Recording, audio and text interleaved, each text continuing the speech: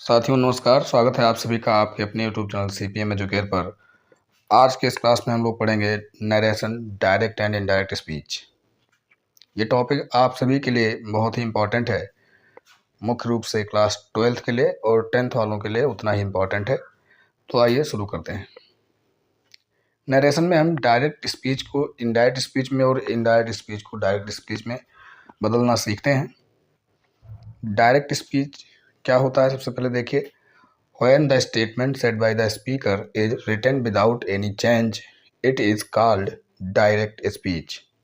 जब स्पीकर अर्थात वक्ता के द्वारा कहे गए कथन को बिना किसी परिवर्तन के लिखा जाता है तो उसे डायरेक्ट स्पीच अर्थात हिंदी में इसको प्रत्यक्ष कथन कहते हैं।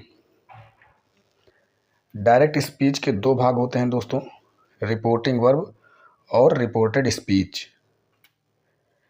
जैसे Raju said I am a student, तो यहाँ पर जो ये भाग है राजू सेड, ये वाला भाग आपका रिपोर्टिंग वर्ब है, और आई एम ए स्टूडेंट ये रिपोर्टेड स्पीच, यानी कि जो भी स्पीकर कथन बोल रहा होगा, वाक्य बोल रहा होगा, वह आपका रिपोर्टेड स्पीच कहलाएगा। आइए देख लेते हैं, आपके सामने लिखा हुआ है यहाँ पर रिपोर्टिंग वर्ब क्या है। इसमें स्पीकर, वर्ब और लिसनर मौजूद होते हैं। कभी कभी लिसनर नहीं भी होते हैं। लिसनर मतलब श्रोता आप कह सकते हैं, सुनने वाला। बिना लिसनर के भी रिपोर्टिंग वर्ब आपकी प्रयुक्त होती है डायरेक्ट स्पीच में। रिपोर्टेड स्पीच क्या है? यह वक्ता के द्वारा कहे गए कथन को प्रदर्शित करता है और इसे इन्वर्टेड कामा के अंदर लिखा जाता है।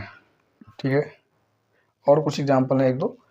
ही said to me I am going to school, तो यहाँ पर आप देख पा रहे हैं कि ही सेड टू मी ये आपका रिपोर्टिंग वर्ब है, I am going to school reported speech है।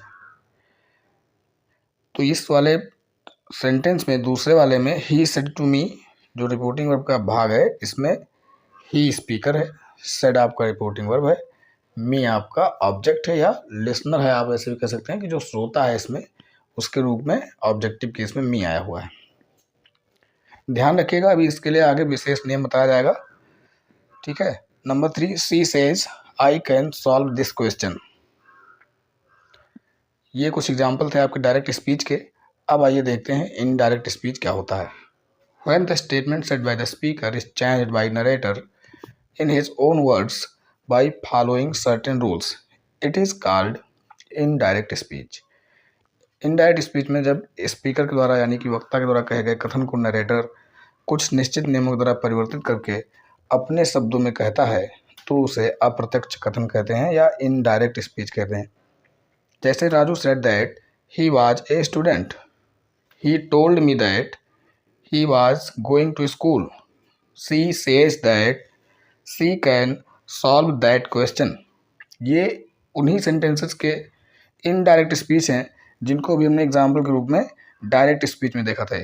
नंबर 1, नंबर 2 और नंबर 3 इन्हीं का इनडायरेक्ट स्पीच है।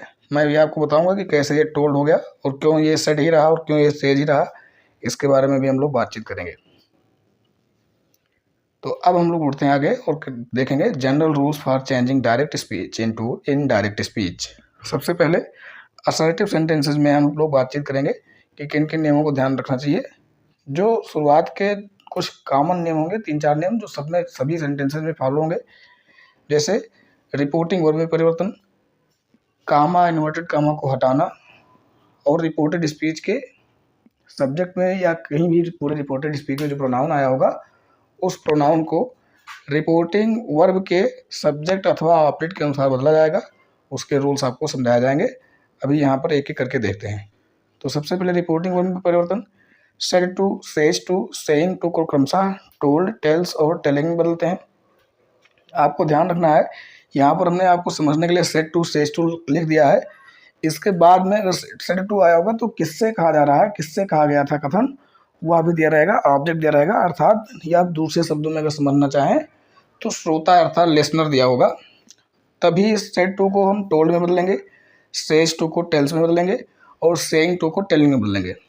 अगर ऑब्जेक्ट रहित होगा आपका रिपोर्टिंग वर्ब तो वहाँ पर नहीं बदलेगा। जैसे कि यहाँ पे देखिए पहले वाले एग्जाम्पल में राजू सेड दैट, राजू ने कहा, किससे कहा था, वो ऑब्जेक्ट नहीं अवेलेबल था तो इसलिए सेड को नहीं बदला गया। और इसके पहले वाले में ये आपका ही सेड टू मी था, ही सेड टू मी। तो यहाँ पे ऑब्जेक्ट है, सेड के बाद में टू आया हुआ है, टू के बाद में भी कुछ शब्द आया हुआ है जो लिसनर के रूप में है, ऑब्जेक्ट के रूप में है। तो ऐसे कंडीशन में यहाँ पर सेड टू को टोल्ड कर दिया गया, he told me that he was going to school.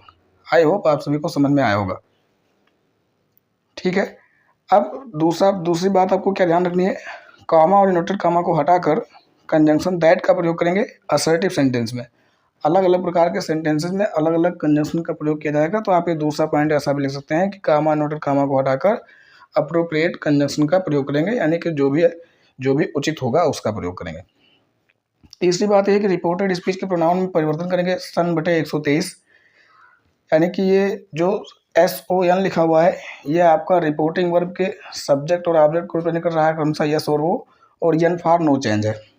अर्थात अगर रिपोर्टेड स्पीच में आया हुआ प्रोनाउन फर्स्ट पर्सन का है तो रिपोर्टिंग वर्ब के सब्जेक्ट के अनुसार बदलेगा, अगर सेकंड पर्सन का है तो रिपोर्टिंग वर्ब के ऑब्जेक्ट के अनुसार बदलेगा, और अगर थर्ड पर्सन का प्रोनाउन आया हुआ है तो फिर कोई परिवर्तन नहीं होगा, उसमें प्रोनाउन वही का वही रहेगा। चौथी जो महत्वपूर्ण बात है वो रिपोर्टेड स्पीच के टेंस में परिवर्तन किया जाता है। इसके अलावा भी कुछ शब्द और होते हैं जो डायरेक्ट में आते हैं तो उनको इनडायरेक्ट में बदल दिया जाता है। जैसे दिस आएगा डायरेक्ट स्पीच में तो उसको आप इनडायरेक्ट में दैट कर देंगे, दी जाएगा तो उसको दोज में परिवर्तित कर देंगे, हियर को देयर में, और ऐसे ही टुडे को दैट डे में बदला जाएगा। और भी कुछ शब्द यहाँ पे दिया गया है आपके लिए। एगो को परिवर्तित करेंगे बिफोर में, टू नाइट को दैट नाइट में, टुमारो को द नेक्स्ट डे अथवा द फॉलोइंग डे में बदल जाएगा, यस्टरडे को द प्रीवियस डे में जाएगा, और नाउ या जस्ट अगर आता है डायरेक्ट स्पीच में तो उसको इनडायरेक्ट में देन कर देंगे। ठीक है, रिपोर्टेड स्पीच के टेंस में परिवर्तन जो है, अब हम थोड़ा सा आगे बढ़ेंगे। अब यहाँ पर रिपोर्टेड स्पीच के टेंस में परिवर्तन निम्नलिखित तरीके से किया जाता है। सबसे पहला नियम, ठीक है, आपको 7 से 8 या लगभग 9 नियम आपको बताए जाएंगे असर्टिव सेंटेंस में। ठीक है, और ये आपके डायरेक्ट से इनडायरेक्ट में परिवर्तित करने के बेस को मजबूत करेंगे। ठीक है, इसको आप बार बार रिवाइज करेंगे और हर सेंटेंस में, हर प्रकार के सेंटेंस में, चाहे वो इंट्रोगेटिव हो, चाहे वो इम्परेटिव हो, चाहे एक्सक्लामेटरी सेंटेंस हो, चाहे ऑप्टेटिव सेंटेंस हो, सभी प्रकार के सेंटेंसेस में ये सारे रूल्स आपको जरूर काम आएंगे। तो पहला रूल है आपका, यदि रिपोर्टिंग वर्ब प्रेजेंट या फ्यूचर टेंस में हो तो रिपोर्टेड स्पीच का टेंस नहीं बदला जाएगा। ध्यान से सुनिएगा इस बात को। जैसे for example Mohan says my father is not at home.